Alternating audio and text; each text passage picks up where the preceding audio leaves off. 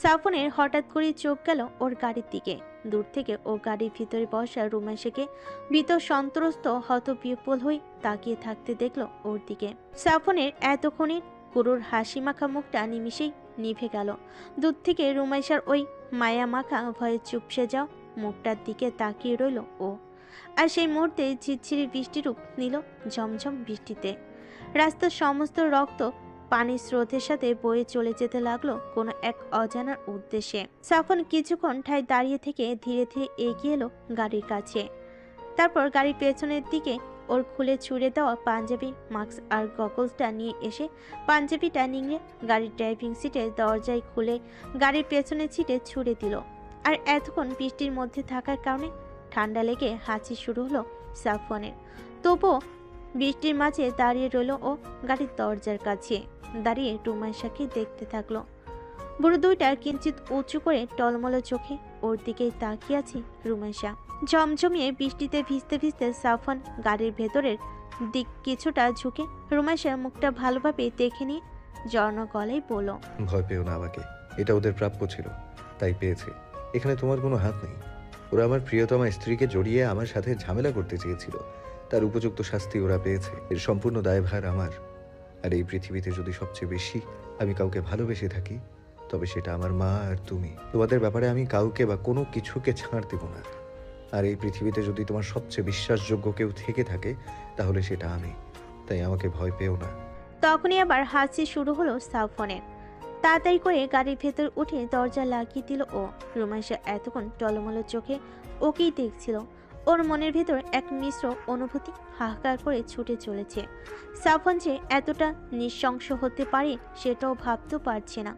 ওর চোখে টলমলো করা পানিগুলো চোখের ধারণ ক্ষমতার বাইরে এসে ঝরে পড়ল গাল বেয়ে। সাফন সিটে বসেনি, প্যান্টটা ভিজে জবজবা হয়ে আছে। গাড়ির ভেতরেই ড্রাইভিং সিটের সাথে হাঁটু ঠেকিয়ে কায়দা করে ঝুঁকে দাঁড়িয়ে আছি ও। রুমেশাকে কাঁদতে দেখে রুমেশের মুখপানি মোলায়েম দৃষ্টি ফেলে নিজের বেজা হাতটা বাড়িয়ে বৃদ্ধা আঙ্গুলি দ্বারা সেই পানিটুকু মুছে দিল সাফন। রুমেশা আরও কিছুক্ষণ সাফনের দিকে আশহত দৃষ্টিতে তাকিয়ে নিজের কলেজ ব্যাগের সর্বশেষ কম্পার্টমেন্টের চেনটা খুলে ওর একটা সুতি ওড়না বের করলো। সুবিধা অসুবিধার জন্য ব্যাগে কিছু প্রয়োজনীয় জিনিসপত্রের সাথে একটা সুতির ওড়নাও রাখি ও। কখনো যদি কোনোভাবে কোথাও বোরকা খোলা লাগে তাহলে যেন ওড়নাটা পরতে পারে। ওড়নাটা বের করে সাফনের দিকে এগিয়ে দিয়ে কান্না জড়ানো গলায় বলল, প্যান্টটা খুলে এটা জড়ান, নইলে আপনার ঠান্ডা লেগে যাবে। রুমেশার এই সামান্য কথাতে সাফনের হৃদয়টা যেন তৃপ্ত হলো খুব। চোখে মুখে মুগ্ধতা নিয়ে ও তাকিয়ে রইল রুমেশার দিকে। ঠোঁটের কোণে হাসির রেখা দেখা দিল ওর। ও এত কিছু করেছে সকালবেলা, ওর রিমুকে ও এত বকাবাজি করেছে, ওর ঠোঁটটা কেটে দিয়েছে, ওর সামনে এতগুলো মানুষকে খুন করেছে সাফন। ও রিমুর অভিমানও হয়েছে ওর উপর। তারপরও ওর রিমুর চিন্তা হচ্ছে ওর ঠান্ডা লাগা নিয়ে। ঠোঁটের কোণে মৃদু হাসি ফুটিয়ে রুমেশের হাত থেকে কমলা জমিনের ওপর সবুজ রঙা ফুলের চাপার ওড়নাটা হাতে নিয়ে রুমেশের দিকে ঝুঁকে ওর কপালে আলতো করে একটা চুমু খেলো। তারপর ওড়নাটা নিজের কোমরে বেঁধে প্যান্ট খোলায় লেগে গেল সাফন। রুমেশা গাড়ির জানালার দিকে মুখ ফিরিয়ে নিল। প্যান্ট খোলা শেষে সেটা পিছনের সিটে চুড়ি দিয়ে ড্রাইভিং সিটে এসে বসলো সাফন। ঝাঁকড়া চুলগুলো থেকে টুপটুপ করে পানি পড়ছে, ওর সমস্ত শরীরও ভেজা। থেকে থেকে হাঁচি হচ্ছে ওর। নাক টেনে গাড়ির স্টিয়ারিংয়ে হাত রেখে গাড়ি স্টার্ট দিতে গেল ও। কিন্তু রুমেশা ওর হাতের উপর হাত রেখে ইশারায় থামতে বলল ওকে। চোখ দুইটা ওর এখনো টলমলে। আঙ্গুল দিয়ে চোখের পানিটা মুছে নিয়ে সিটে বসে ওর গায়ের কালো বোরকাটা খুলে ফেল ও। সাফন এই সময়ে আবারও হাসি দিল। রুমেশা বোরকা খুলে সাফনের মতো স্টাইল করে নিজের বোরকাটা পেছনের সিটে ছুঁড়ে মারল। তা দেখে খুব মজা পেল সাফন। ফিক করে হেসে দিল ও। সাফন হঠাৎ হেসে ওঠায় রুমেশা চমকে তাকালো। তারপর সাফনের হাসির কারণটাও বুঝতে পেরে নিজের ওর কান্নার চোখ দিয়ে হেসে উঠল। ওদের ভেতরটার এতক্ষণের গুমট আবহাওয়াটা যেন কেটে গেল মুহূর্তেই। সাফন আবারও রুমেশার চোখে জমে থাকা পানির রেশটুকু মুছিয়ে দিল ওর বৃদ্ধা আঙ্গুল দিয়ে। তারপর হাতের উল্টো পিঠটা দিয়ে আলতো করে ছুঁয়ে দিল রুমেশার নরম চোয়ালটা। তারপর আবার একটা হাঁচি দিয়ে গাড়ির স্টিয়ারিং ধরতে গেলেই বাধা দিল রুমাইশা। সাফনের হাতখানা নিজের হাতে দিয়ে স্টিয়ারিং থেকে সরিয়ে দিল ও।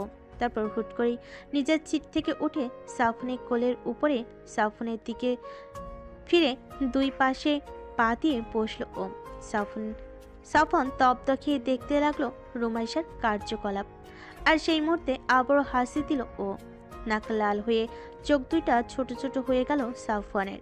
সাফওয়ান সেই ঠান্ডায় লাল হয়ে যাওয়া নাকের ডগায় টুক করে একটা চুমু বসিয়ে দিল রুমাইশা। আর তারপরেই নিজের পরনের কটনের টি শার্টটা খুলে ফেল। আর তারপর সেটা হাতে নিয়ে সাফনের ভেজা চুলগুলো রগড়ে মুছে দিতে থাকলো ও। সাফন হা হয়ে তাকিয়ে রইল রুমাইশার দিকে। গাড়ির ভেতরে মৃদু আলোয় ও রিমুকে এখন অপসারার মতো দেখাচ্ছে। চুলগুলো মোছা শেষে সাফনের মাথাটা টেনে নিজের কাঁধের উপর ঠেকিয়ে দিয়ে সাফনের পিঠটা দুহাতে মুছে দিল রুমাইশা। সাফন পুতুলের মতো রুমাইশাকে যেদিকে নিচ্ছে সেই দিকেই সরতে লাগলো। সাফনের অর্ধাঙ্গের সমস্তটুকু মুছে দিয়ে রুমাইশা আধা ভেজা টি শার্টটাও আবার সাফনের স্টাইলে গাড়ির পেছনের সিটে ছুঁড়ে মারল। আর তারপর সাফনের শরীরের সাথে লেপটে গিয়ে নিজের উষ্ণ শরীরটা দিয়ে সাফনকে জড়িয়ে ধরল ও। ওলা হাত দুইটা সাফনের শীতল পিঠটার উপর বুলিয়ে দিতে লাগলো রুমাইশা। ঠান্ডার মাঝে হঠাৎ এমন উষ্ণ আলিঙ্গনে কেঁপে উঠল সাফওয়ান। নিজের শীতল শরীরটা রুমাইশার শরীর ওমে ধীরে ধীরে উষ্ণ হতে শুরু করলো। আর তখনই রুমাইশা বলে উঠল, চলুন এবার ফিরে যাই আমরা। আমার আর কোনো অভিমান বাকি নেই। সাফন চোখ দুইটা বন্ধ করে ঠোঁট কামড়ে হাসলো। তারপর রুমাইশার নগ্ন কাঁধে নিজের ঠোঁটটা ছুঁয়ে দিয়ে গাড়ির স্টিয়ারিং ধরলো ও। এরপর গাড়িটা স্টার্ট করে চলল নিজের গন্তব্যে। যাওয়ার সময় রাস্তায় পড়ে থাকা লাশগুলোকে গাড়ির তলায় পিষে দিয়ে গেল লুকাস আর ওর দলবল। সমস্ত জেলা শহরটা চষে বেড়াচ্ছে। রাত গভীর হতে চলেছে, তবু তাদের থামার নাম নেই। একটা জঙ্গলেও বাদ দিচ্ছে না। সমস্ত এলাকা তন্ন তন্ন করে খুঁজছে ওরা।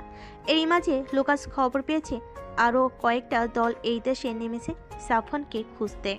যেই সাফনকে পাবে $1,000,000টা তার পকেটে যাবে। বিশ্ব বাজারে যেন প্রতিযোগিতা চলছে সাফনকে নিয়ে। উপরমহল সাফনকে নিয়ে আসলেই কি করবে তা ওরা জানে না। ওরা শুধু জানে সাফনকে ধরে তাদের হাতে তুলে দিতে পারলেই মোটা অঙ্কের টাকা পাওয়া যাবে। তবে ওদের সবাইকে বিশেষ সতর্কতা অবলম্বন করতে বলা হয়েছে। আর তাতেই লুকাস বুঝেছে সাফন সাধারণ কেউ নয়, অসাধারণের থেকেও হয়তো এক কাঠি উপরে। আর এত স্বল্প লোক নিয়ে কাজ করা ওর পক্ষে সম্ভব হচ্ছে না। তাই নিজের দেশ থেকে আরও লোক আনার চেষ্টা চালিয়ে যাচ্ছে ও। দিয়েগো লোকটা বসের এমন চিন্তিত মুখ দেখে বুঝেছে কিছু একটা গন্ডগোল হচ্ছে, কিন্তু গিয়ে জিজ্ঞেস করার সাহস পাচ্ছে না। থমথমে মুখে যশোর শহরের প্রতিটা অলিতে গলিতে সাফওয়ান নামক সেই সর্বজন আকাঙ্ক্ষিত ব্যক্তিটাকে কিভাবে খুঁজবে, আর তার ভেতর এমন কি আছে যার জন্য সবাই হন্য হয়ে তাকে খুঁজছে, সেটাই বসে বসে ভাবছে ও। সাফনের একটা ফটোগ্রাফ আছে ওর কাছে, কিন্তু তাতে সাফনের মুখ ঢাকা, চোখও ঢাকা। দিয়াগোর মাথায় আসলো না যে যার চেহারা দেখা যাচ্ছে না তাকে ওরা কিভাবে খুঁজবে। হতাশ হয়ে আকাশের দিকে তাকিয়ে রইল ও। মাঝরাতের হাড় কাঁপানো জ্বর এলো রুমাইশার। চিলেকোঠার রুমে বিছানায় শুয়ে জ্বরের ঘরে মুখ থেকে অস্পষ্ট শব্দ করতে থাকলো ও। সাফন ওর পাশেই ঘুমিয়েছিল। ঘুমের ঘরে পাশ ফিরে রুমাইশাকে জড়িয়ে নিল ও। কিন্তু কিছুক্ষণের পরেই রুমাইশার শরীরের অস্বাভাবিক উষ্ণতার ঘুম ভেঙে গেল ওর।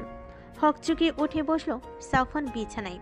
এরপর নিজের হাতের উল্টো পিঠ দিয়ে রুমাইশার শরীরের তাপমাত্রাটা আরও একবার পরখ করে নিল। জ্বরে গা পুড়ে যাচ্ছে রিমোর। ঘুমের ঘরেই কুকিয়ে উঠছে ওর। অস্পষ্ট স্বরে কিছু একটা বলার চেষ্টা করছে যেন। সাফনের ঘুম ছুটে গেল। তাড়াতাড়ি করে বিছানা থেকে নেমে একটা রুমাল ভিজিয়ে এনে রুমাইশার কপালে রাখলো ও।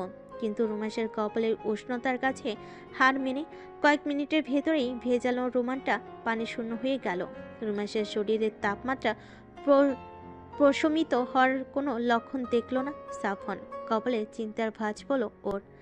এত রাতে মাকেও জাগিয়ে তুলতে ইচ্ছে করছে না। কিছুক্ষণ ভেবে রুমাইশার কপালে রাখা রুমালটা আরও একবার ভিজিয়ে এনে আবার রিমোর কপালের উপর রাখলো সাফওয়ান। তারপর ফোনটা হাতে নিয়ে ইন্টারনেট কল লাগালো সিঙ্গাপুরে। কয়েকবার রিং হতে কল রিসিভ করে ওপাশ থেকে কেউ একজন খুবই এক্সাইটেড হয়ে জিজ্ঞেস করলো, Safwan bro, what's up? How you doing? Long time no see. I'll talk about that later, Jonas. Now tell me, what should I do if someone has a severe fever? Oh, Safwan Ahmed. Do care for someone. Who is this? A lad or a lady? I'm not gay, Jonas. Of course, she's a lady. I wish you were gay. But who is this lucky lady? Your sugar baby? সাফনের এবার খুব বিরক্ত লাগলো। জোনাসটা বরাবরই বেশি বকে, শুধুমাত্র ভালো বন্ধু আর ডাক্তার হওয়ার কারণে জেনাসের সাথে সখ্যতা বজায় রেখেছে ও, কিন্তু অসভ্যটা যা শুরু করেছে। সাফন মুখ দিয়ে জাতীয় শব্দ উচ্চারণ করে বিরক্তি সুরে বলে উঠল, She's my wife. Now stop talking nonsense and tell me, what should I do? She's burning. Take her to the bathroom and give her a cold shower. Her body temperature will be normal then. And if it rises again, then I'm prescribing some medicine. Give her that timely and take some good care of her. এরপর Jonas কিছু মেডিসিনের কথা বলে সাফন সেগুলো লিখে নিল, আর তারপর জোনাসের সাথে অল্প একটু কথা বলে ফোনটা রেখে দিয়ে ও গেল বিছানায়। জ্বরে ঘরে পোলা পকা রুমাসের কাছে। রুমাসা পিপি করছে। রুমাসের যে ভয় পেয়ে জ্বর এসেছে সেটা স্পষ্ট বুঝলো সাফন। বিছানার কাছ থেকে এসে কাবার থেকে রুমাসার একটা ট্রাউজার আর টি শার্ট নিল ও, এরপর নিজের জন্য একটা ট্রাউজার নিল ও, তারপর একটা তোয়ালে নিয়ে ওয়াশরুমে রেখে আসলো। এরপর বিছানার কাছে গিয়ে রুমাসাকে বিছানা থেকে উঠিয়ে বাচ্চাদের মতো করে কোলে নিয়ে ওকে বুকের উপর রাখলো সাফন। রুমাইশের কোনো হুঁশ নেই। সাফনের গায়ের উপর এলিয়ে পড়লো ওর উষ্ণ শরীরটা। রুমাইশের মাথাটা আলতো করে নিজের কাঁধের উপর রাখলো সাফন, যেন ওর মাথাটা এদিক ওদিক ঝুঁকে কেউ ব্যথা না পায়। তারপর হেঁটে হেঁটে সোজা গেল ওয়াশরুমে। ঝর্ণার নিচে নিয়ে গিয়ে রুমাইশাকে কোল থেকে নামিয়ে ওর পা দুইটা মেঝেতে ঠেকে মাথাটা নিজের বুকের সাথে লাগিয়ে এক হাত দিয়ে ওর কোমরটা পেঁচিয়ে ধরে, অন্য হাত দিয়ে ওর মাথাটা নিজের বুকের সাথে চেপে ধরে দাঁড়ালো সাফওয়ান। তারপর মাথার উপরের শাওয়ারটা ছেড়ে দিল। উষ্ণ শরীরে ঠান্ডা পানির আংশিক স্পর্শে শরীরটা কেঁপে উঠল রুমাইশার। জ্বরের ঘোরে বেহুশ হয়ে সামনে থাকা মানুষটার বুকে গা এলিয়ে দিয়ে ঝর্ণার পানিতে নিজের উষ্ণতাগুলোকে ঝেড়ে ফেলতে লাগলো ও। আর রুমাইশার সাথে সাথে সাফনও ভিজতে থাকলো বৃষ্টির স্পর্শে, শীতল হয়ে যাওয়া পানির আলিঙ্গনে। রুমাইশার সমস্ত শরীরে পুরোপুরিভাবে পানি পৌঁছানোর পরই রুমাইশার শরীরটা তোয়ালে দিয়ে ভালোভাবে মুছে ওকে ট্রাউজার আর টি শার্ট পরিয়ে দিল সাফওয়ান। তারপর নিজের ভেজা কাপড় চেঞ্জ না করে রিমুকে নিয়ে রুমের ভেতর এসে বিছানায় শুয়ে দিয়ে গায়ে থাকা কাঁথা টেনে ওর গায়ের উপর দিল। তারপর আবার ওয়াশরুমে গিয়ে নিজের ভেজা কাপড় বদলে রুমে আসলো সাফওয়ান। সে রাতটা আর ঘুমালো না ও। সারা রাত রুমাইশার মাথার কাছে বসে চুলে হাত বুলিয়ে বিলি কেটে দিল। রুমাইশার দেহের তাপমাত্রা কমে এলো ধীরে ধীরে। ওর অস্পষ্ট স্বরে পোলাপ বকাও থেমে গেল এক সময়। বাকি রাতটা সাফনে উরু জড়িয়ে ধরে ঘুমিয়ে রইল ও। ভোরের দিকে হালকা চোখ লেগে এলো সাফনে, কিন্তু সেটা বেশিক্ষণ স্থায়ী হলো না। বিছানার পাশের সাইড টেবিলে রাখা ফোনটা ভাইব্রেশনে কেঁপে ওঠে, অদ্ভুত এক শব্দ করতে লাগলো। আর তাতেই তন্দ্রা ছুটে গেল সাফনের। ঘুমো ঘুমো চোখে সাইড টেবিল হাতে ফোনটা হাতে নিয়ে রিসিভ করে কানে ধরল সাফন। আর তখনই ওপাশ থেকে রাফসানের উত্তেজিত কণ্ঠ ভেসে এলো, সাফন ভাই, কোথায় তুমি? রুমি কোথায়? রাফসানের কল করার কারণটা সাথে সাথে বুঝে গেল সাফওয়ান। তারপর উত্তর দিল, বাড়িতেই আছি। রিমু ঘুমাচ্ছে আমার পাশে। কেন, কি হয়েছে? লুকাস দলবল নিয়ে যশোরে ঘুরে বেড়াচ্ছে, সে খবর পেয়েছো? আরো কয়েকটা দল নাকি কাল রাতে দেশে ঢুকেছে তোমাকে খুঁজতে। ওরা তো বলতে গেলে তোমার বাড়ির উপর চলে এসেছে ভাইয়া, এখন কি করার? সাফওয়ান বালিশে হেলান দেওয়া থেকে সোজা হয়ে বসলো। তারপর বলল, হ্যাঁ জানি, কাল রাতে খবর পেয়েছি আমি, ওরা আসার সাথে সাথেই। গতকাল রুমিকে বাড়িতে নিয়ে যেতে চেয়েছিল কিন্তু আসোনি। এখন তুমি বের হলে ওরা যদি কোনোভাবে বুঝতে পারে আর যদি রুমির দিকে হাত বাড়ায় তাহলে কি হবে? ওরা এখন আশেপাশেই আছে। উত্তরে জঙ্গলটা যেহেতু তোমার বাড়ির পাশে, সেহেতু ওরা ওইটা খুব বেশি গুরুত্ব দিয়ে খুঁজবে না, কারণ ওদের কাছে মনে হবে তুমি নিজের বাড়ির কাছে কখনই ঘাঁটি গাড়বে না। কিন্তু তুমি কোনো ব্যবস্থা নেওয়ার আগেই ওরা তোমার বাড়িতে হানা দেয় আর রুমিকে পেয়ে যায়, আর রুমিকে পেলে ওরা রুমির সাথে কি করবে সে সম্পর্কে তোমারই সবচেয়ে বেশি ধারণা আছে। সাফওয়ান একবার রুমাইশার দিকে তাকালো, তারপর বিছানা ছেড়ে উঠে রুমের দরজা খুলে বাইরে চলে এলো। তারপর বলল, হ্যাঁ, ওকে দিয়ে আসতে চেয়েছিলাম কিন্তু কিছু ঝামেলার কারণে হয়ে ওঠেনি। আর রুমির রাত থেকে জ্বর, এখন যদিও উত্তাপ কিছুটা কম কিন্তু পুরোপুরি সুস্থ না। ওকে এই অবস্থায় আমি কোথাও নিতে চাচ্ছি না। যদি দেখি ও আরও খানিকটা সুস্থ হয়েছে তবে তোকে জানাবো। তুই এসে নিয়ে যাস ওকে, আমি এখানেই থাকবো। রিমোর ভিসা আনতে এখনো 3 দিন। ওর ভিসা এলেই আমি তোকে ইনফর্ম করব। এর মাঝে আমাদের আর খুব বিশেষ প্রয়োজন ছাড়া কথা হবে না। রিমুর সাথেও না। বিকেলে তোকে ফোন দিব, তখন আসিস। আপাতত আমি রিমুকে নিয়ে ল্যাবে যাচ্ছি, সেখানেই থাকবো। রাফসান সাফওয়ানের কথায় সম্মতি জানিয়ে কল কেটে দিল। আর সাফওয়ান তখনই ওর আর রুমাইশার কিছু প্রয়োজনীয় জিনিসপত্র আর জামা কাপড় নিয়ে ব্যাগ গুছিয়ে নিল। তারপর ঘুমন্ত জ্বরতপ্ত রুমাইশাকে কোলে তুলে নিজের সাথে বেঁধে নিয়ে 2 হাতে 2টা ব্যাগ নিয়ে হেঁটে চলল জঙ্গলের দিকে। জঙ্গলের ভেতরটা আজ কেমন জানি নিশ্চুপ। বেলা হয়েছে অনেকখানি, কিন্তু অন্যান্য দিনের মতো আজ পাখিদের কলরব নেই তেমন। মাঝে মাঝে বাতাসের কারণে গাছের শুকনা পাতাগুলোর মর্মর ধ্বনি করছে, আর সেই সাথে বাতাসের সনসন শব্দ শোনা যাচ্ছে থেকে থেকে।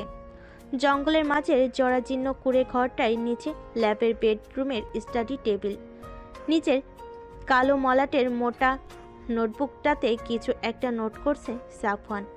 রুমাইশা বিছানায় ঘুমিয়ে আছে। ওর জ্বরটা যেমন হুট করে এসেছিল তেমন হুট করেই নেই হয়ে গেল, কোনো মেডিসিন লাগেনি। তারপর ও কিছুক্ষণ পরপর গিয়ে সাফওয়ান ওর কপালের তাপমাত্রাটা পরখ করে দেখছে। 10টার দিকে রুমাইশা একটু নড়েচড়ে উঠল বিছানায়। সাফওয়ান সেদিকে তাকিয়ে নোটবুকটা বন্ধ করে চেয়ার ছেড়ে উঠে এলো রুমাইশার কাছে। বিছানায় বসে চিত হয়ে শুয়ে থাকা রুমাইশার মুখের উপর ঝুঁকে নিজের ডান হাতের উপরি ভাগ দিয়ে রিমোর চোয়ালের হাত বুলিয়ে দিতে লাগলো। সাফওয়ানের হাতের স্পর্শে আধো ঘুমে থাকা রুমাইশার ঘুম ভাঙল পুরোপুরি। ধীরে ধীরে ও চোখ মেলে তাকালো সাফওয়ানের দিকে, আর রুমাইশা চোখ মেলতেই সাফওয়ান হতভম্ব হয়ে তাকিয়ে রইল রুমাইশার চোখের দিকে। রুমাইশার বাদামি রঙা চোখ দুইটা অবিকল সাফওয়ানের চোখের মতোই ধূসর সবুজ রঙে পরিণত হয়েছে। চোখের গোলাকার টিউলিপটা লম্বা হয়ে তীর্যক আকার ধারণ করেছে। জলজল করছে চোখের মণি দুইটা। সাফওয়ানের চোখের থেকেও তার উজ্জ্বলতা যেন কয়েকগুণ বেশি। সাফওয়ানকে এইভাবে তাকিয়ে থাকতে দেখে রুমাইশা ইশারায় জিজ্ঞেস করলো কেন তাকিয়ে আছে, কিন্তু সাফওয়ান কিছুই বলল না। দৃষ্টি স্বাভাবিক করে দুদিকে মাথা নাড়িয়ে রুমাইশাকে আশ্বস্ত করলো যে কিছুই হয়নি। এতক্ষণে রুমাইশার চোখ গেল রুমের দিকে। এটা তো চিলেকোঠার রুম নয়, এটা তো ল্যাবের রুম। সে এখানে এলো কিভাবে?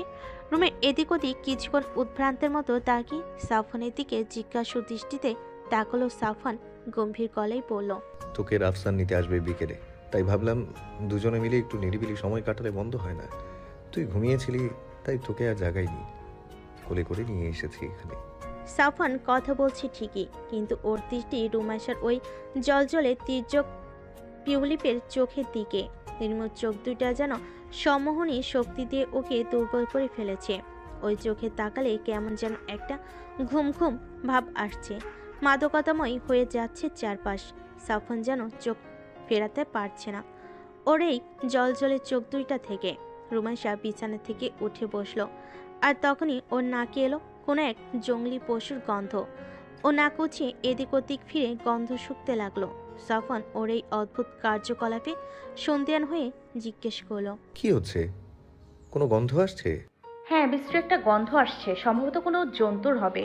শেয়াল ফেয়াল হয়তো। আপনি পাচ্ছেন না? সাফওয়ান ওর দিকে অদ্ভুত দৃষ্টিতে তাকে দুদিকে মাথা নাড়িয়ে না বুঝালো। ও যে বদলের কথা জেনেছিল সেটা হয়তো কাল রাতে জ্বরের ভেতর হয়ে গেছে, হয়তো জ্বরটা সে কারণেই হয়েছে। রুমাইশা আবারও নাক উঁচিয়ে গন্ধ নেওয়ার চেষ্টা করলো, তারপরই চুপ হয়ে গিয়ে কান খাড়া করে কিছু একটা শোনার চেষ্টা করলো ও। তারপর সাফওয়ানের দিকে তাকিয়ে সতর্কতার সঙ্গে বলল, আপনি কিছু শুনতে পাচ্ছেন? সাফওয়ান আবারও ওর দিকে সূক্ষ্ম দৃষ্টিতে তাকিয়ে আগের মতো করেই মাথা নাড়ল, কিন্তু রুমেশার মুখে উদ্বেগ পরিলক্ষিত হলো।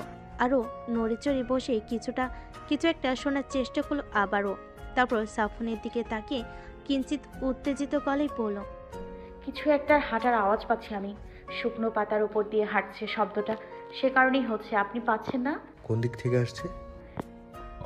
ওপরের দিকে থেকে শব্দটা আস্তে আস্তে বাড়ছে। সাফন রুমাইশার দিকে আবার কিছুক্ষণ দুর্বোধ্য দৃষ্টিতে তাকিয়ে বলল।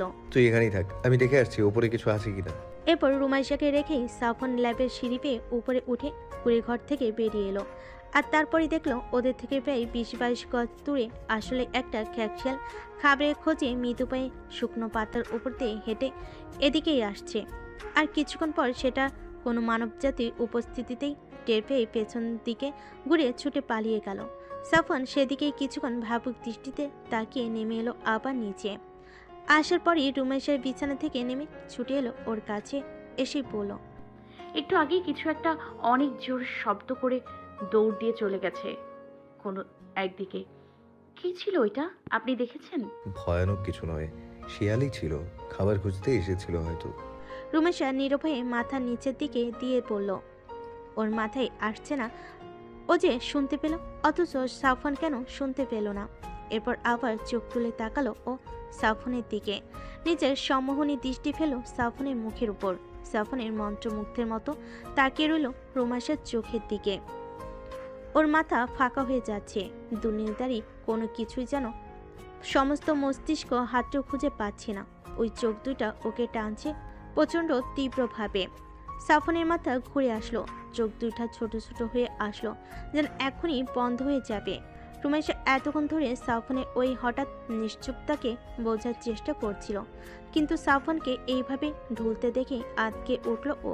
ভুরু কুঁচকে চিন্তিত গলায় বলে উঠল। কি হচ্ছে আপনার? ঠিক আছেন আপনি?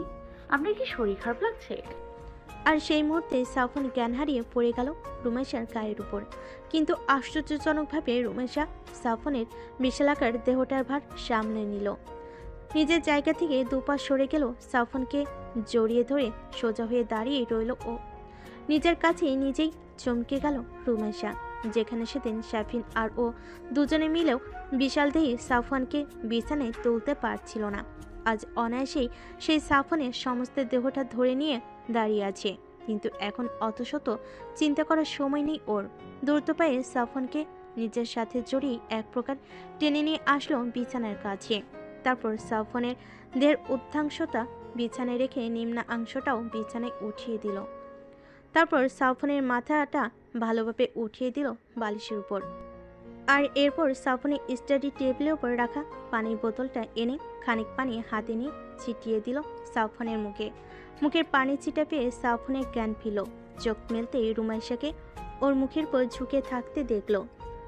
রুমাইশা সাফনকে চোখ মেলতে দেখে জিজ্ঞেস করলো। কি হচ্ছে আপনার? দুর্বল লাগছে? হঠাৎ করে পড়ে গেলেন আপনি, এমন তো আপনার হয় না কখনো। শাফিনকে জানাবো, আসতে বলবো? সাফন কিছু বলল না, ফোঁস করে নিঃশ্বাস ছাড়লো একটা। তারপর বিছানায় উঠে বসতে চাইল, কিন্তু রুমাইশা থামিয়ে দিয়ে বলল। উঠবেন না, শুয়ে থাকুন। আপনার খাওয়া দাওয়াতে গাফিলতি হয়েছে নিশ্চিত, এই কারণে এরকম হচ্ছে। আমি শাফিনকে বলছি ফুপি আম্মুকে দিয়ে গরুর মাংস রান্না করে নিয়ে আসতে, তাহলে আপনার গায়ে আবার বল হবে। হাতির মতো একটা শরীর, হাতি বলেও ভুল হবে, ডাইনোসরের মতো শরীর, তো সে অনুযায়ী খাওয়া দাওয়া করলেই তো হয়। তা না, না খেয়ে প্রেগনেন্ট মেয়েদের মতো মাথা ঘুরে পড়ে যাচ্ছে। সাফনের দিকে আঙ্গুল উঁচিয়ে শাসনের সুরে বলল রুমাইশা। সাফন হাসলো মৃদু, তারপর রুমাইশাকে টেনে নিজের বুকের উপর নিয়ে বলল। তুই তো একটু ভালো ভালো রান্না করে আমাকে খাওয়াতে পারিস, সেটা না করে শুধু আমার মায়ের পেছন পেছন ঘুরিস আর এখানে ওখানে খুন্তি নাড়াস। কে বলেছে আমি শুধু খুন্তি নাড়াই? আমি রান্না করি না? আমি প্রত্যেক দিন একটা না একটা কিছু রান্না করি, মোটেও আমাকে অপবাদ দেবেন না। একদম ফুপ্পি আম্মুর কাছে গিয়ে নালিশ করে দিয়ে আসবো, তখন আপনার পিঠে তাল পড়বে, দেখে নিয়েন। এখানে একটা কিচেন আছে, যদিও আমি ব্যবহার করেছি খুব কম, সেখানে মনে হয় মাকড়সারা সংসার পেতেছে এখন। আপনি চাইলে সেই জায়গাটা রান্নাবান্নার উপযুক্ত করে আমাকে আপনার শক্তিবর্ধক কোনো বিশেষ খাদ্য রান্না করে খাওয়াতে পারেন। এতে আমার দুর্বলতাও কাটবে, পারফরমেন্সও ভালো হবে, আপনিও আর ছ্যাঁত ছ্যাঁত করবেন না, খুশি থাকবেন। রুমাইশা লজ্জা পেল খুব। সাফনের বুকের বাম পাশে একটা কিল বসিয়ে দিয়ে বলল। অসভ্য একটা, দিনে দিনে লাজ লজ্জা সব হারাই ফেলতেছে। আপনার পারফরমেন্সে আমি এমনিই খুশি, চ্যাট আমি অন্য কারণে করতেছি। উফ, প্রশংসা, ধন্য আমি। থাক, আর নকশা মারতে হবে না। মেলা খুশি হওয়ার মতো কিছু এখনো করেননি। কিচেন কোন দিকে তাই দেখিয়ে দিন। সাফনের হাসি মুখ নিমিষেই ধপ করে নিভে গেল। সে নিজেও বিছানা থেকে নামতে নামতে বলল, অপমান। সাফন বিছানা থেকে নেমে দাঁড়ানোর পর রোমাইশা সহর্ষ ওর থেকে কিছুটা দূরে সরে গিয়ে দাঁড়ালো। আর এরপর নিজের ডান দিকে চোখ পড়তেই চমকে গেল রোমাইশা। হাস্যোজ্জ্বল মুখখানায় অমানিসা নেমে এলো ওর মুহূর্তেই। হতবাক হয়ে ও তাকিয়ে রইল ওর ডান দিকের দেওয়ালে ঠেকিয়ে রাখা ফুল ভিউ মিররের দিকে। বিস্মিত নয়নে সেদিকে আরও একটু এগিয়ে গেল রোমাইশা, নিজেকে আরও খুঁটিয়ে দেখার জন্য। আয়নায় একদম কাছে গিয়ে দাঁড়ালো ও। রোমাইশাকে এভাবে নিজেকে দেখতে দেখে সাফন ধীর পায়ে এসে দাঁড়ালো ওর পেছনে। চোখে মুখে ওর অপরাধবোধ ফুটে উঠছে স্পষ্টভাবে। থমথমে মুখে রোমাইশার আয়নায় ফুটে ওঠা প্রতিচ্ছবিটা দেখতে লাগলো ও। রোমাইশা হতবিহ্বল হয়ে একবার নিজেকে দেখলো তো আরও একবার সাফওয়ানকে। সাফওয়ান মাথা নিচু করে দাঁড়িয়ে রইল। কি বলে রিমুকে ও সান্ত্বনা দেবে সেটাও নিজেও জানে না। রিমুকে সান্ত্বনা দেওয়ার মতো মুখ নেই ওর। সেদিন নিজের ওপর থেকে নিয়ন্ত্রণ না হারালে আজ এই দিনটা দেখতে হতো না। যা হচ্ছে সব কিছুর জন্য ও নিজেই দায়ী, সেই প্রথম থেকেই। আয়নার দিক থেকে রোমাইশা ঘুরে দাঁড়ালো সাফওয়ানের দিকে। মুখটা উঁচু করে সাফওয়ানের দিকে দেখলো ও। ওর সম্মোহনী দৃষ্টি পড়ল সাফওয়ানের মুখের ওপর। সাফওয়ান তাকাতে পারল না রোমাইশার ওই চোখের দিকে। অপরাধবোধ চেখে ধরেছে ওকে। রিমুকে কি জবাব দিবে? কিন্তু সাফওয়ানকে অবাক করে দিয়ে রোমাইশা আজ অন্যান্য দিনের মতোই ভেঙে পড়ল না। ওর চোখ দুটাও আজ আর নোনা পানিতে টইটম্বুর হলো না। পায়ের গোড়ালি উঁচু করে ওর থেকে প্রায় 1.5 ফুট অধিক উচ্চতার সাফওয়ানের কাঁধে নিজের হাত দুইটা উঠিয়ে দিয়ে সাফওয়ানের গলা জড়িয়ে ধরল ও। তারপর আদরে গলায় বলল, আপনার গগলসের মতো একটা গগলস আমার জন্য বানিয়ে দিন, তারপর দুজনে মিলে একই রকম গেট আপে বের হব বাইরে। কাপল ড্রেস কেমন হবে বলুন তো? কিন্তু রোমাইশার এই আদরের কথাতে সাফওয়ানের মুখের অভিব্যক্তির কোনো পরিবর্তন হলো না। আগের চাইতে যেন ও আরও বেশি আধার নামলো ওর চোখে মুখে। ওর মাথার ভেতর শুধু একটা কথাই ঘুরছে, নিজের অভিশপ্ত জীবনে রিমুকে টেনে এনে ও চরম ভুল করেছে। সেদিন যদি রাফসানের কথা শুনে আর না আগাতো তাহলে ভালো হতো। আজকের এই দিনটা আর দেখতে হতো না। সাফওয়ানের মনটা যেন ভেঙে গেল। রিমুর এই কাজল কালো চোখ দুইটার কথা মনে পড়লে ওর সমস্ত বুক জুড়ে হাহাকার বয়ে যাচ্ছে। ভাগ্যের পরিহাসে আজ সব কিছু স্রোতের বিপরীতে চলেছে। রোমাইশা ছিল ওর সব সমস্যার সমাধান, ওর সমস্ত অসুখের একমাত্র আরোগ্য স্থল। কিন্তু সেদিনের ল্যাবের ঘটনার পর থেকে রোমাইশার সাথে ও একবারও ইন্টিমেট হয়নি ও।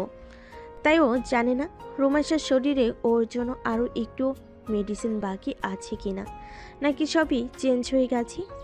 ওর নিজের শরীরের অবস্থাও খারাপ হচ্ছে দিনকে দিন। নরম হয়ে যাওয়া চামড়াগুলো আবার খসখসে হতে শুরু করেছে। দাঁতগুলোর ভেতর কেমন যেন শিরশির করছে সারাটাক্ষণ। আবার আগের মতো নৃশংস হতে ইচ্ছে করছে ওর।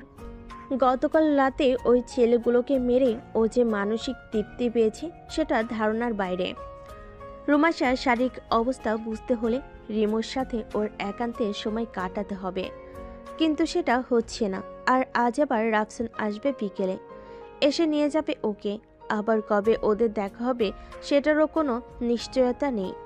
রোমাইশা এসব কিছুই জানে না। ও যদি জানে সাফওয়ান ওকে অনির্দিষ্টকালের জন্য বাবার বাড়িতে পাঠিয়ে দিচ্ছে, তাহলে রিমু কখনোই যেতে চাইবে না। সাফওয়ান এসব ভেবে একটা দীর্ঘশ্বাস ছাড়ল। ওর ঠান্ডা নিঃশ্বাস পড়ল রোমাইশার মুখের উপর। বুকের ভেতর ওর অদ্ভুত রকমের সূক্ষ্ম একটা যন্ত্রণা তরঙ্গের মতো প্রবাহিত হতে সমস্ত হৃদয় জুড়ে। আরও ধীর গতিতে নিজের হাত দুইটা দিয়ে ওর গলা জড়িয়ে রাখা রোমাইশার হাত দুইটা ধরে নিচে নামিয়ে দিল সাফওয়ান। তারপর খুব জোর করে মুখ ফুটে বলল, আমি রাফসানকে এক্ষুনি ফোন দিয়ে আসতে বলছি, তুই রেডি হয়ে থাক। ও আসলে ওর সাথে বাড়িতে চলে যাস, সময় মতো গিয়ে আমি আনবো। আবার আমার কাছে বেশিক্ষণ থাকার দরকার নেই, এতে হয়তো উপকারের থেকে ক্ষতিটাই বেশি হবে। হঠাৎ অজানা ব্যথায় সাফওয়ানের চোখের কোণ ভারী হয়ে এলো। সাথে সাথে রোমাইশার চোখ থেকে চোখ সরিয়ে বিছানার দিকে এগোলো ও। আর ভাল লাগছে না কিছু। এমন জীবন ও নিজে চুজ করেনি, ও একা ছিল সেটাই ভালো ছিল। ওর এসব ভালোবাসা, সংসার, স্ত্রী, সন্তানের স্বপ্ন দেখাই উচিত না। এসব ওর জন্য না। ওর নিজের জীবনটা তো নষ্ট হয়েই গেছে, এখন ওর রিমোট জীবনটাও ওর হাতেই ধ্বংসের পথে চলেছে। সাফওয়ান মনে মনে স্থির করে নিল লুকাসের কাছে ও ধরা দিবে নিজে থেকেই, তাতে হয়তো সবার ভালো হবে। ও নিজেও এই অভিশপ্ত জীবন থেকে মুক্তি পেয়ে যাবে। আরও কাছাকাছি না থাকলে হয়তো রিমো সুস্থ হয়ে যাবে। সাফওয়ান এখানে থাকা মানেই সবার জন্য বিপদ। কি প্রয়োজন তার এতগুলো মানুষের জীবন সংকটাপন্ন না করে নিজেই লুকাসের কাছে ধরা দিবে? তারপর লুকাস ওকে যেখানে নিয়ে যায় যাক, যা ইচ্ছে করুক, ওর আর কিছু যায় আসে না। রাফসান আসলে ওকে বলে দিবে আমাজন যাওয়া ক্যান্সেল, ও একাই যাবে, রিমুকে এখানেই রেখে যাবে। সাফনকে এইভাবে মুখ ফিরিয়ে চলে যেতে দেখে রুমাইশা বুঝলো সাফনের খারাপ লাগছে ওকে এইভাবে দেখে, কিন্তু ওর মতো এক মিলি সেকেন্ডের জন্য সাফনকে অপরাধী করেনি। সাফন যা করেছে সব তো ওকে বাঁচানোর তাগিদে। সাফন তো নিজের স্বার্থের জন্য কিছুই করেনি, তাহলে কেন সাফন এইভাবে অপরাধীদের ন্যায় চোখ নামিয়ে আছে? কেন মুখ ফিরিয়ে চলে যাচ্ছে ওর থেকে? আবার বলছে রাফসান ভাইয়াকে এখনই আসতে বলবে। কেন এইভাবে ওকে নিজে থেকে দূরে সরিয়ে দিয়ে? সাফন কি ভালো থাকবে খুব? রুমাইশা নিজের অবস্থা দেখে যা হয়নি তা এখন ওর হতে শুরু করলো। ও ভেবেছিল ও নেগেটিভ রিয়াক্ট না করলে হয়তো সাফন ব্যাপারটা হালকাভাবে নিবে, কিন্তু সাফনের এইভাবে ওর মুখ ফিরিয়ে চলে যাওয়া কোনোভাবেই মেনে নিতে পারল না রুমাইশা। চোখ দুইটায় এবার সত্যি সত্যি ভরে উঠল ওর, সেই সাথে রাগ হলো প্রচণ্ড পরিমাণে। পেছন থেকে উচ্চস্বরে কান্না মিশ্রিত কণ্ঠে সাফনের উদ্দেশ্যে বলে উঠল, এইভাবে আমাকে একা রেখে গেলে বুঝি সব সমস্যার সমাধান হয়ে যাবে? এই জন্য বিয়ে করেছেন আপনি আমাকে, এইভাবে ফেলে দেওয়ার জন্য? আমি যেখানে আপনার সাথে প্রতিটা মুহূর্ত প্রতিটা ক্ষণ থাকতে চাই, সেখানে আপনি আমাকে ফেলে একা একা চলার পায়তারা করছেন। এই আপনার ভালোবাসা? সাফন যতটুকু গিয়েছিল সেখানেই দাঁড়িয়ে গেল। ও প্রত্যুত্তরে কি বলবে ভেবে পেল না। গলা ধরে আসছে ওর। রুমাইশার সবেমাত্র কিছু সিমটমস দেখা যাচ্ছে, পরবর্তীতে আরও কি কি হবে সেটাও নিজেও জানে না। কিন্তু রুমাইশার সমস্যাগুলো ওর মতোই প্রকট হয়, তাহলে সেটা খুব বড় ধরনের সমস্যা হয়ে দাঁড়াবে বাকিদের জন্য। সাফওয়ান কোন দিকে যাবে বুঝতে পারছে না। রুমাইশা যদি ওর মতোই শারীরিক মানসিক জটিলতার ভেতর দিয়ে যায় আর কোনোভাবে নিজের ক্ষতি করে ফেলে, তবে ও নিজেকে কখনোই ক্ষমা করতে পারবে না। মরে গিয়েও শান্তি পাবে না ও। কি করবে এখনো? সাফওয়ানকে এইভাবে চুপচাপ দাঁড়িয়ে থাকতে দেখে পেছন থেকে রুমাইশা ছুটে এলো এক প্রকার। সোজ হয়ে দাঁড়ানো বিশালদেহী সাফনের শক্ত পেশিবহুল পিঠের সাথে নিজেকে লেপ্টে জড়িয়ে ধরল পেছন থেকে। তারপর নাক টেনে বলল, আপনার কোনো দোষ নেই সাফওয়ান, নিজেকে দায়ী ভাবা বন্ধ করুন। আপনি যা করেছেন আমার জীবন বাঁচানোর জন্যই, আপনার তো অন্য কোনো ইন্টেনশন ছিলই না। এইভাবে আমার থেকে মুখ ফিরিয়ে নেবেন না। আপনি এরকম করলে আমি কিভাবে থাকবো বলুন? আপনাকে ছাড়া আমি কিছুই ভাবতে পারি না। আপনার ওই বিশাল বুকটার ওপর মাথা না রাখলে আমার ঘুম আসে না। আপনার গায়ের গন্ধ না পেলে আমি শান্তি পাই না। আপনার শরীরের সান্নিধ্য না পেলে আমার প্রাণটা ছটফট করে। আর সেই আপনি আমাকে এইভাবে দূরে সরিয়ে দিতে চাইছেন? আপনার কি একটু কষ্ট হচ্ছে না? একটু কি আমার জন্য মন পুড়ছে না? আমার এই অসহায় অবস্থায় আপনি আমাকে কিভাবে দূরে সরিয়ে দিতে চান? আপনি যদি এমন করেন তো আমি কোথায় যাব? আপনি তো বলেছিলেন এই পৃথিবীতে যদি আমার সবচেয়ে বিশ্বাসযোগ্য কেউ থেকে থাকে তবে সেটা আপনি। তাহলে আপনি কেন এমন করছেন? কেন বলুন? ডুকরে কেঁদে উঠল রুমাইশা। ফুপিয়ে কাঁদতে লাগলো ও। সাফনে পিঠের উপরে আন্ডার শার্টটার কিছু অংশ ভিজে উঠল ওর চোখের পানিতে। সাফন দাঁড়িয়ে রইল স্থির হয়ে। ও দোটানায় আছে এখন। ও রিমুকে নিয়ে ও কি করবে বুঝতে পারছে না এখন। ও যদি লুকাসের কাছে নিজেকে ধরা দেয় তাহলে ওর রিমুর কি হবে? ও তো একা হয়ে যাবে, কাউকে পাশে পাবে না ও। কেউ চাইবে না এমন জঙ্গলি কারো দায়িত্ব নিয়ে। ও নিজেই ভুক্তভোগী। ও জানে এমন জীবনের পরিণতি কতটা ভয়াবহ, কতটা সাফার করতে হয়েছে ওকে এই জীবনের জন্য, সেটা ও আর উপরওয়ালা ছাড়া আর কেউই জানে না। কিছুক্ষণ পর রুমাইশা কান্না থামালো, নিজের চোখ মুছে নিল হাত দিয়ে, তারপর আবার নাক টেনে বলল, কোথাও যাব না আমি আপনার সাথেই থাকবো। তাই আমার যা হয় হবে। আপনাকে ছেড়ে আমি এক পাও এগোবো না। আপনি যা ইচ্ছা করতে পারেন। আমি এখান থেকে কোথাও যাচ্ছি না। আমি এক্ষুনি রাফসান ভাইয়াকে ফোন দিয়ে বলে দিব যেন আমাকে নিতে না আসে। আমি যাব না ও বাড়িতে। আপনি যেখানে যাবেন আমিও সেখানেই যাব, আপনার পেছন পেছন। আপনার কোনো কথা শুনবো না। দুপুরবেলা ইস্তিয়াক বাড়িতে চলে আসলেন আজ। অফিসের কাজগুলো দ্রুত শেষ হয়ে যাওয়ায় বস সবাইকে ছুটি দিয়ে দিয়েছেন। বাইরের পোশাক পাল্টে হলরুমের সোফায় গা এলিয়ে বসলেন তিনি। রুনিয়া রান্নাঘর থেকে ইস্তিয়াকের জন্য খাবার গরম করে টেবিলে সাজাচ্ছেন। সাফওয়ান আর রুমাইশা বাড়িতে নেই। সকালে ঘুম থেকে ওঠার পর নিজের ফোনে সাফওয়ানের মেসেজ পেয়েছেন তিনি যে ওরা একটু বেরোচ্ছে। কখন আসবে, আদৌ আজ আসবে কিনা সেসব কিছুই জানায়নি। খাবার টেবিলে খাবার গোছাতে গোছাতে শাফিনকে ডাকলেন তিনি। ওর পরীক্ষার আর মাত্র 15 দিন আছে। ধুমছে পড়াশোনা করছে ও, ঘর থেকে বেরোচ্ছে না। মায়ের ডাক শুনে পড়া রেখে বাইরে এলো ও। ইস্তিয়াক আহমেদ টিভি ছাড়লেন। সকালবেলা তাড়াহুড়োর জন্য নিউজ দেখতে পারেনি, তাই এখন টিভি ছেড়ে সব চ্যানেল একটু একটু করে ঢুঁ মারলেন তিনি। কিন্তু টিভি ছেড়েই তিনি হতবাক হয়ে গেলেন। প্রতিটা চ্যানেলে একই সংবাদ।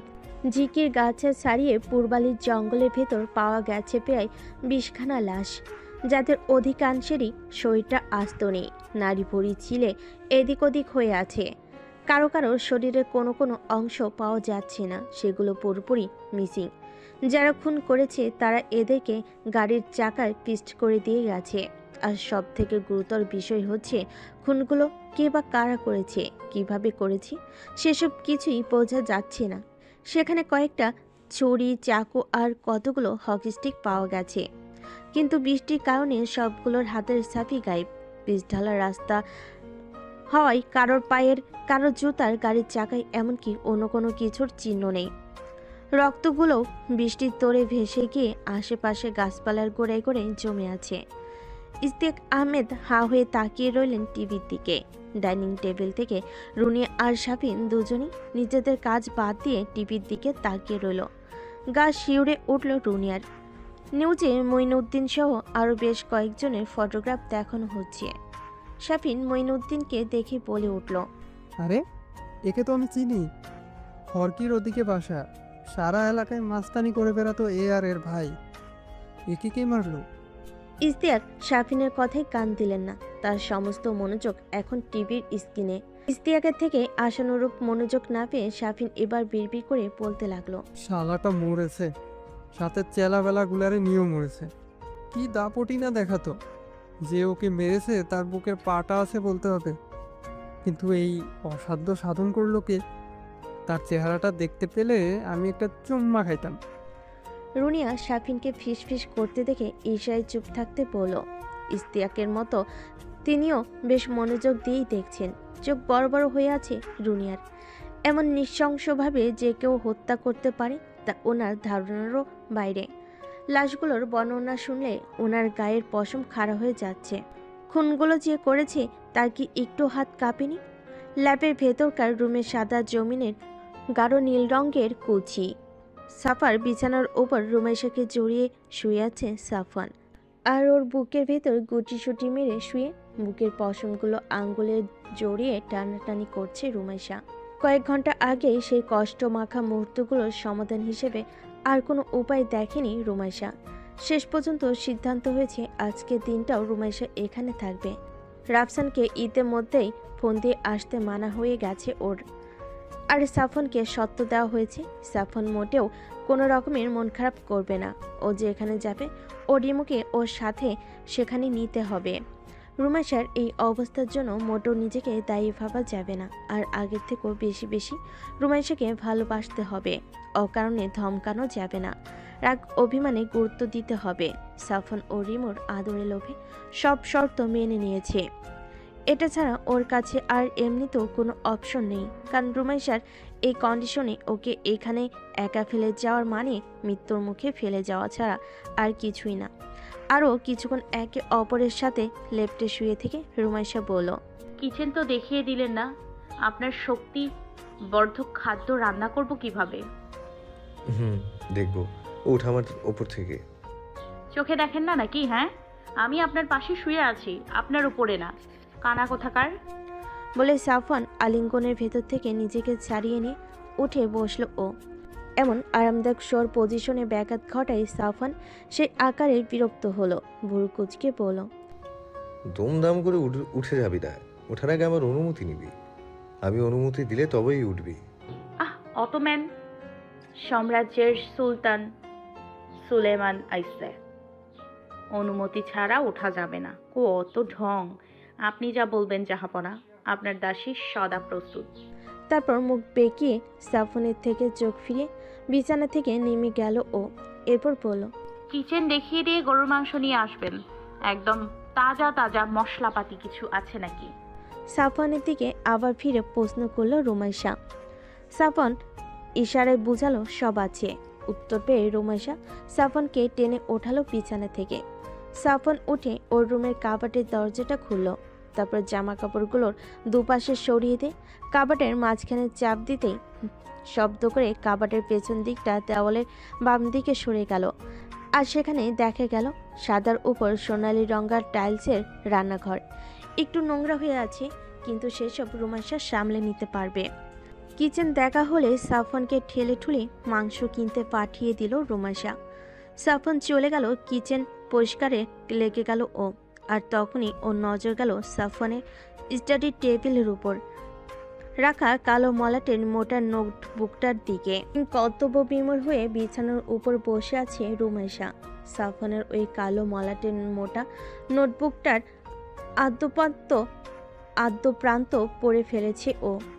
আর পড়ার পর থেকেই সাফওয়ানের জীবনে নিজের অস্তিত্বের মূল্য নিয়ে প্রশ্ন উঠছে ওর মন মস্তিষ্কের ভেতর। ও সাফওয়ানের জন্য নিহাত একটা মেডিসিন, শুধুমাত্র মেডিসিন, এর বাইরে আর কিছুই না। ওই ডায়েরিটাতে কোথাও লেখা নেই যে সাফওয়ান ওকে ভালোবাসে, কোথাও না। তাহলে ও সাফওয়ানকে চিনতে পারেনি? ওর বাবা মাই কি তাহলে ঠিক কথা বলেছিল যে সাফওয়ান শুধুমাত্র নিজের স্বার্থের জন্য ওকে ব্যবহার করছে? তাহলে এই কারণে কি ও এখন চেঞ্জ হয়ে যাওয়ার পর সাফওয়ান মুখ ফিরিয়ে নিচ্ছে? ওর শরীরে সব ঔষধি গুণ শেষ হয়ে গেছে বলে সাফওয়ান এমনটা কিভাবে করতে পারলো ওর সাথে? এই যে এত ভালোবাসা, এত কেয়ার, এসব তাহলে শুধু ওর নিজের স্বার্থপরতার জন্য? ভালোবাসার ছিটে ফোটাও কি এতে নেই? তাচ্ছিলের হাসি হাসলো রুমাইশা। সাফওয়ানের উপর ওর কোনো রাগ অভিমান কিছুই হচ্ছে না, তবে ঘৃণা হচ্ছে নিজের উপর। একটাবারের জন্য ও সাফওয়ানের এই অভিনয় ধরতে পারল না। এত নিখুঁত অভিনয় মানুষ কিভাবে করতে পারে? এই কারণে কি সাফওয়ান নিজের পার্সোনাল লাইফ সম্পর্কে ওর সাথে কিছু শেয়ার করতে চাইতো না? কারণ যে ওর কেউই না, তার সাথে ও কিসের পার্সোনাল কথা বলবে? এই যে গতকাল সকালবেলা ও কত অভিমান করলো সাফওয়ানের উপর, ওকে সব কিছু খুলে বিস্তারিত না বলাই। তাতে সাফওয়ানের কিছুই আসলো গেল না। দায় মেটাতে এক গোছা ফুল আর আইসক্রিম ধরিয়ে দিল ওর হাতে, আবার ধমকও দিল। রুমাইশা ঘুণাক্ষেরও টের পেল না কিছুই। সাফওয়ান একটাবারের জন্য নিজের প্রফেশন সম্পর্কে ওকে বলার প্রয়োজন মনে করেনি। কেন করেনি?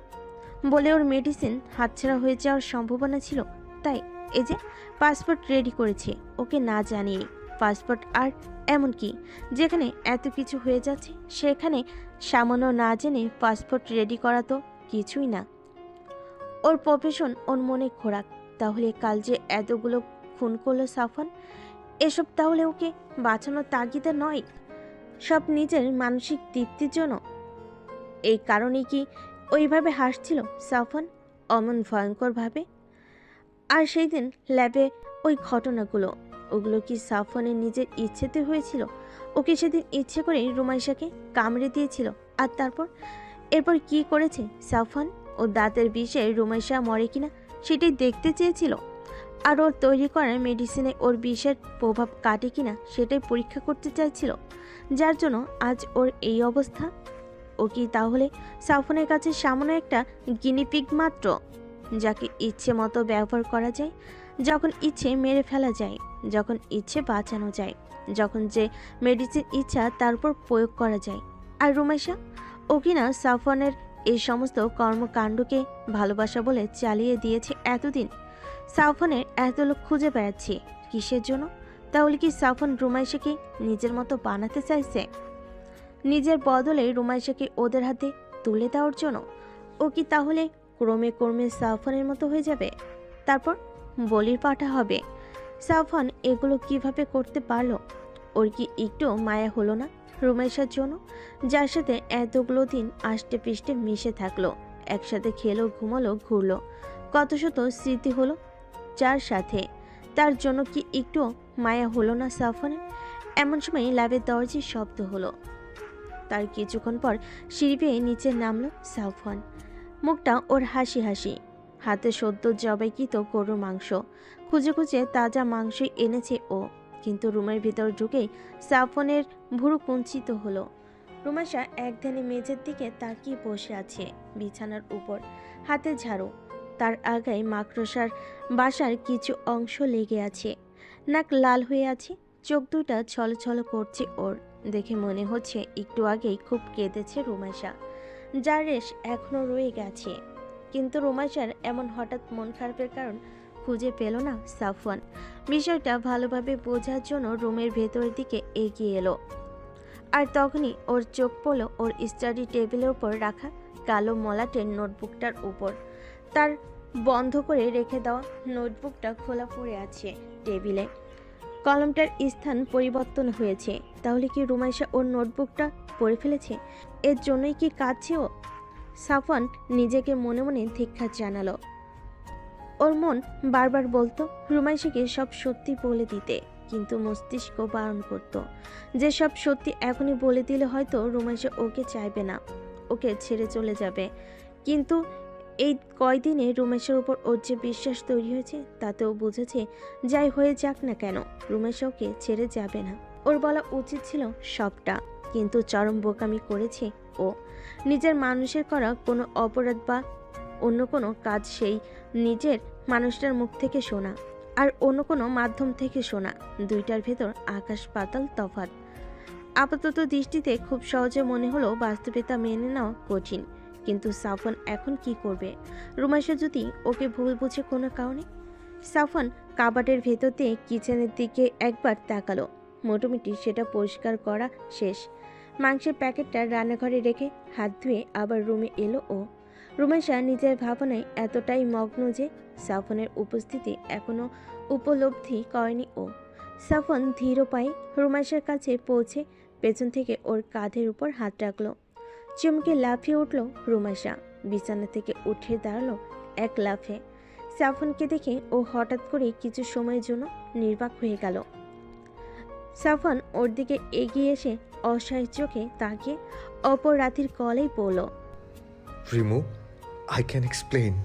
প্লিজ তুই আমাকে ভুল বুঝিস না। আমি এসব তথ্য তোর থেকে গোপন করেছি শুধুমাত্র তোর সাথে নিজের রিলেশনশিপটা সিকিউর করার জন্য। এছাড়া অন্য কোনো উদ্দেশ্য ছিল না আমার, আই সোয়ার। তারপর আরও একটু এগিয়ে এসে রুমাইশাকে নিজের আলিঙ্গনে বাঁধতে গেল ও। কিন্তু সাফনের কথা শেষ হওয়ার সাথে সাথেই রুমাইশা যেন ক্ষিপ্ত বাঘুনি ন্যায় জ্বলে উঠল। সাফনের ব্যর্থ আলিঙ্গনকে তাচ্ছিল ভরে নিজের থেকে ছুঁড়ে দিল। ঘৃণায় নাক মুখ কুচকে নিয়ে কান্না যেন ঝাঁঝালো গলায় ও বলল, কি এক্সপ্লেইন করতে চান আপনি? আর কি এক্সপ্লেইন করার বাকি আছে আপনার? আপনার সাথে দেখা হওয়ার পর থেকে আপনি নিজের স্বার্থ ছাড়া আর কিছুই বোঝেননি। আপনার এই সমস্ত ভালোবাসা, এত উন্মাদনা, এত আদর, এত যত্ন শুধুমাত্র নিজের স্বার্থের জন্য। নিজের শারীরিক ত্রুটির সমাধান হিসেবেই শুধু আপনি আমাকে বেছে নিয়েছেন, এছাড়া আর কিছুই না। কেন এমন করলেন আপনি? কি দোষ করেছিলাম আমি? হ্যাঁ, আপনাকে এত ভালোবাসা দেওয়ার প্রতিদান আপনি এইভাবে দিলেন? সাফন যেন আকাশ থেকে পড়ল রুমাইশার কথায়। রুমাইশা যে ওর নোটবুকের লেখাগুলোর এই অর্থ বের করতে পারবে তাও ঘুণাক্ষরেও ভাবিনি। চোখ দুইটা বড় বড় হয়ে গেল ওর। অবাক দৃষ্টিতে তাকিয়ে ও অস্বায়ী কণ্ঠে বলল, না না রিমু, তোর কোথাও ভুল হচ্ছে।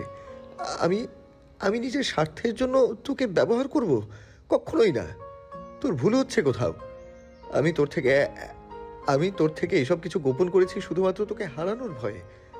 তুই যদি এসব কিছু জানার পর আমার থেকে বিচ্ছেদ চাস, শুধুমাত্র সেই ভয়ে, আর কিছুই না। আই সোয়ার, কসম করছি আমি এত নিচু কখনোই হব না রিমু। বোঝার চেষ্টা কর। আপনার কোনো কথাই আমি আর বিশ্বাস করি না। এমনটা আপনি কিভাবে করতে পারলেন আমার সাথে? কি করেছিলাম আমি আপনার? আপনি আগে থেকেই জানতেন সব। এই জন্য সেদিন যখন নদীর ধারে যখন ওকে মারতে নিয়ে গেছিলেন, সেদিন ইচ্ছা করে আমার মনে আপনার জন্য দুর্বলতা সৃষ্টি করার জন্য আপনি বলেছিলেন আপনাকে চুমু খেতে হবে। এরপর কত শত অভিনয়, আমাকে পাওয়ার জন্য কত স্ট্রাগল দেখালেন আপনি। এসবই ষড়যন্ত্র ছিল, যা আমার পরিবারের সবাই বুঝতে পেরেছিল। কিন্তু আপনার মোহে আমি এতটাই অন্ধ ছিলাম যে আপনার উদ্দেশ্যটার কথা আমি চিন্তাও করিনি কখনো। কিভাবে পারলেন আপনি? এতটা নিখুঁত অভিনয় আপনি কিভাবে করলেন? এখন কি চান? আমাকে একেবারে আপনার মতো বানিয়ে ওদের কাছে বিক্রি করে দিতে চান? খুব লাভ হবে না আপনার? আমাকে গিনিপিগ বানিয়ে আমার ওপর এক্সপেরিমেন্ট করে গেলেন আমার চোখের সামনে দিয়ে, অথচ আমি চোখ বুজে আপনাকে বিশ্বাস করে গেলাম। একটা মেয়ের সবচেয়ে কাছের মানুষ তার স্বামী। নিজের স্বামীকেই একটা মেয়ে সব থেকে বেশি শ্রদ্ধা ভক্তি করে। সেই পরম শ্রদ্ধার স্থানে আপনাকে বসিয়েছি আমি, অন্ধের মতো বিশ্বাস করেছি। আর আপনি কি করলেন? আমাকে পুরোটা ইউজ করলেন আপনি, শুধুমাত্র নিজের স্বার্থ সিদ্ধির জন্য।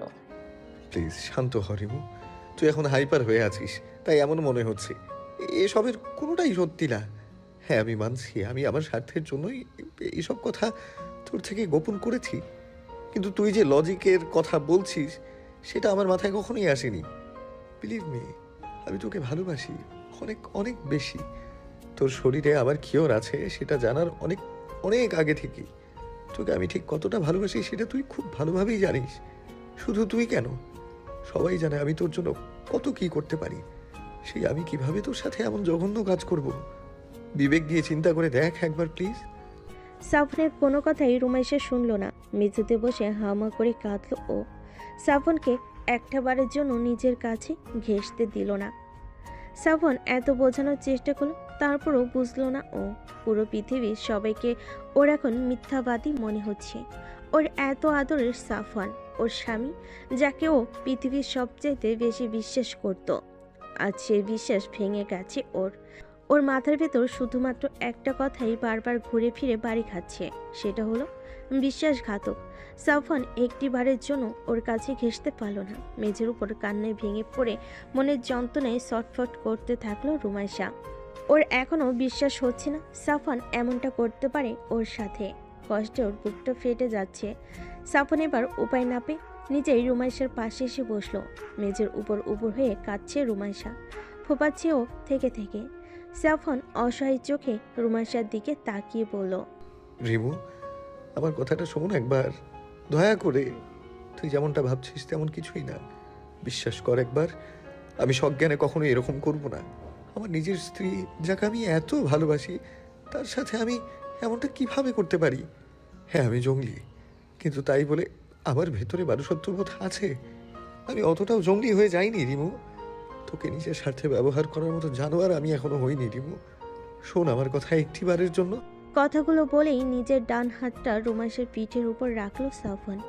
কিন্তু তখনই ওর সেই হাতটা এক ঝটকায় সরিয়ে দিয়ে মেঝে থেকে উঠে বসলো রুমাইশা। ওর চোখের পিউলিপটা পুরোপুরি সরু হয়ে লম্বা আকার ধারণ করেছে। তড়িৎ গতিতে একবার সাফনের দিকে ফিরে তাকালো। রুমাইশা ঠিক কী করতে চলেছে সেটা ভেবে পেল না সাফন। তবু আরও একবার রুমাইশাকে বোঝানোর জন্য এগিয়ে এলো ও। কিন্তু সাফন ওর দিকে এক কদম এগোতেই রুমাইশা দ্রুত পায়ে পেছন দিকে সরে গিয়ে উঠে দাঁড়ালো। সাফনের স্পর্শ নিজের শরীরে লাগতেই দিল না একটুও। আর তারপরেই কান্নাজনক ক্ষিপ্ত গলায় বলে উঠল, আপনি আমার সাথে যা করেছেন তার কোনো ক্ষমা হয় না, কখনোই ক্ষমা করব না আপনাকে। আপনি আমার বিশ্বাস ভেঙে গুঁড়িয়ে দিয়েছেন, নিজের স্বার্থের জন্য আমাকে ব্যবহার করেছেন শুধু, আর এখনও ব্যবহার করে যেতে চান। আমার এত যত্নের ভালোবাসার কোনো মূল্যই নেই আপনার কাছে। আপনার এই স্বার্থপরতার জন্যই আপনি আমাকে হারাবেন, কিন্তু তাতে আপনার কী বা আসে যাবে? আপনি তো আমাকে ভালোবাসেননি কখনো। কালকে হারানোর কষ্ট আপনি কি বুঝবেন? আমি আর ফিরবো না কখনো, কোনো দিনও খুঁজে পাবেন না আপনি আমাকে। আপনার আফসোস হবে একদিন আমার জন্য, কিন্তু সেদিন আর আফসোস মেটানোর জন্য আমাকে পাবেন না। সৃষ্টিকর্তার কাছে দোয়া করি অনেক অনেক দিন বেঁচে থাকুন আপনি, আর আপনার বাকি জীবন যেন আমাকে হারানোর আফসোসে তিলে তিলে শেষ হয়ে যায়। আর এই কথাগুলো বলেই সাফনকে আর কোনো কথা বলার সুযোগ না দিয়ে সাফন কিছু বুঝে ওঠার আগেই দৌড়ে মুহূর্তের ভেতর ল্যাবের সিঁড়ি বেয়ে উপরে চলে গেল রুমাইশা। সাফন ব্যাপারটা বুঝতে পেরে সাথে সাথেই নিজেও রুমাইশাকে আটকাতে ওকে ডাকতে ডাকতে ছুটে গেল ওর পেছন পেছন। কিন্তু ল্যাবের উপরে উঠে এসে কোথাও রুমাইশাকে দেখতে পেল না ও। দিশেহারা হয়ে এদিক ওদিক ছুটে গিয়ে রুমাইশাকে খুঁজলো ও, কিন্তু নেই রুমাইশা, কোথাও নেই, যেন বাতাসের সাথে মিশে উধাও হয়ে গেছে। ঝলমলে চাঁদের জ্যোৎস্নায় আলোকিত হয়ে আছে প্রকৃতি। ইস্তিয়াকের বাড়ির ছাদের উপরটা সে আলোয় যেন তকতক করছে, আর সেখানে শীতল পাটির ওপর মাথার নিচে ডান হাতের বাহু রেখে চিত হয়ে আকাশের দিকে মুখ করে শুয়ে আছে ধূসর সবুজ রঙা জলজলে চোখের দীর্ঘকায় সাফওয়ান। চোখ দুইটা গর্তের ভেতর ঢুকে গেছে ওর, মুখটা শুকিয়ে গেছে একদম। ও ডান পাশে শুয়ে আছে রাফসান, আর অন্য পাশে শাফিন। তিনজনেই ক্লান্ত অনেক। রুমাইশা হারিয়ে যাওয়ার আজ 4 দিন। এই 4 দিনে ওরা তিনজন সহ পরিবারের সবগুলো লোক হন্য হয়ে খুঁজেছে রুমাইশাকে, কিন্তু কোথাও নেই রুমাইশা। যত চেনা জায়গা আছে সবখানে খুঁজেছে ওরা, কিন্তু রুমাইশাকে পায়নি কোথাও। এই 4টা দিন সাফওয়ান পানি ছাড়া আর কিছুই গ্রহণ করেনি, ওকে কেউ খাওয়াতে পারেনি। প্রিয়তমা স্ত্রীর বিরহে পুরোপুরি ভেঙে পড়েছে ও। ওর ভেতরটা কষ্টে দুমড়ে মুচড়ে যাচ্ছে।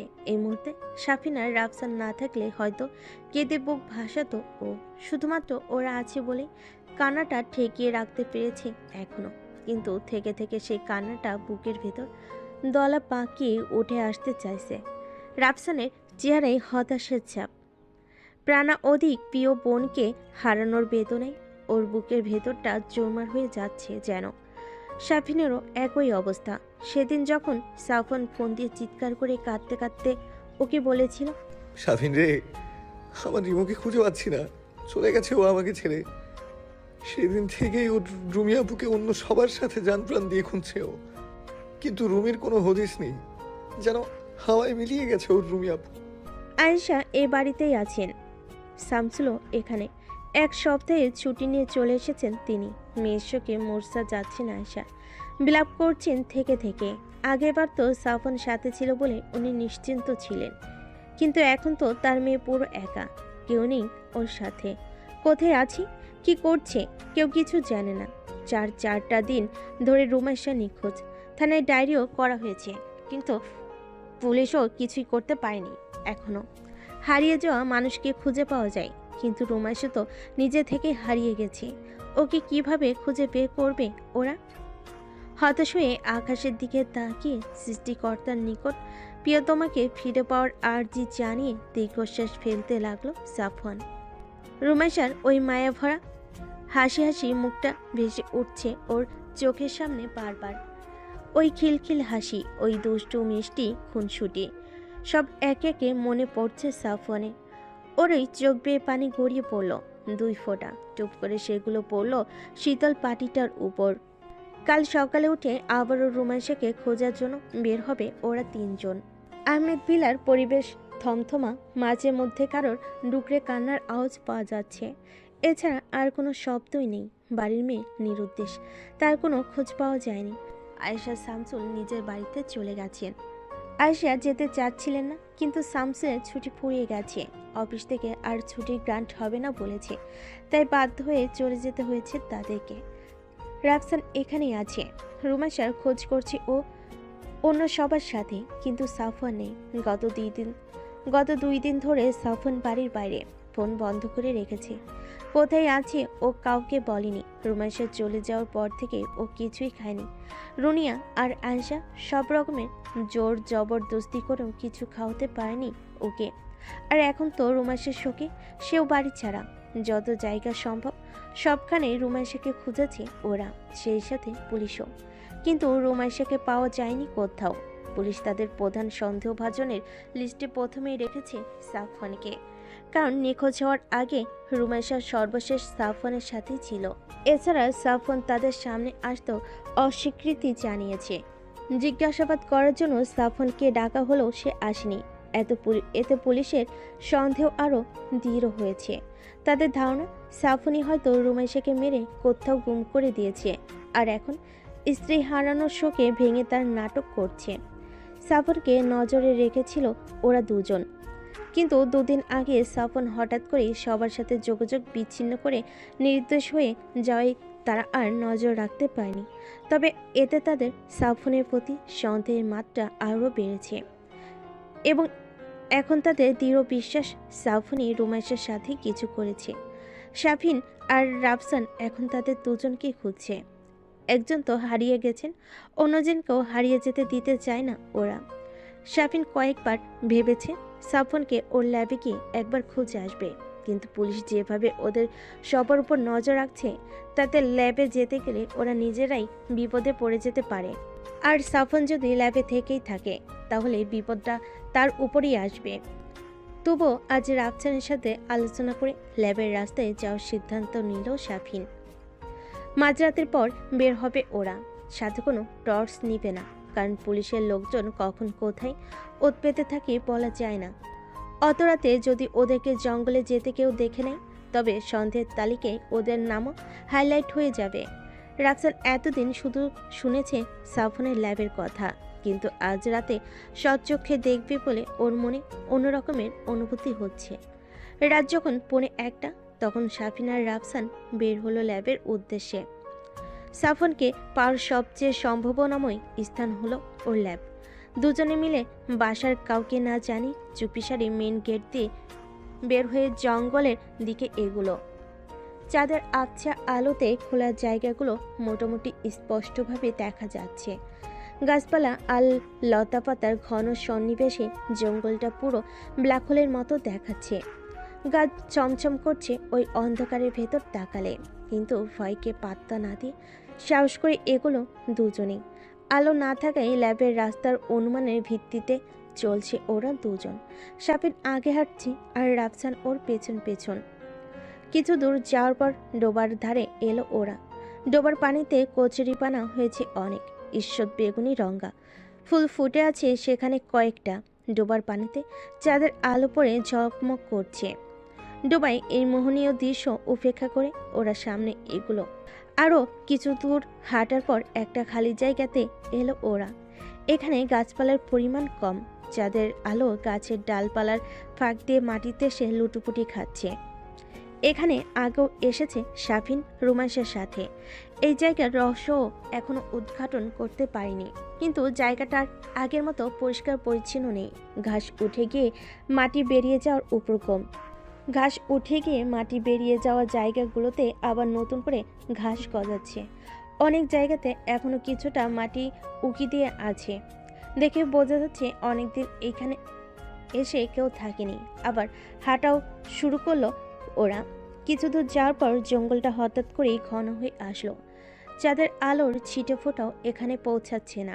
চোখ বড় বড় করে তাকিয়ে ওরা অন্ধকারের ভেতর রাস্তা দেখে হাঁটতে থাকলো। কয়েক পা আগানোর পর হঠাৎ করেই দাঁড়িয়ে গেল শাফিন। ও দেখা দেখি রাফসানও দাঁড়িয়ে গেল।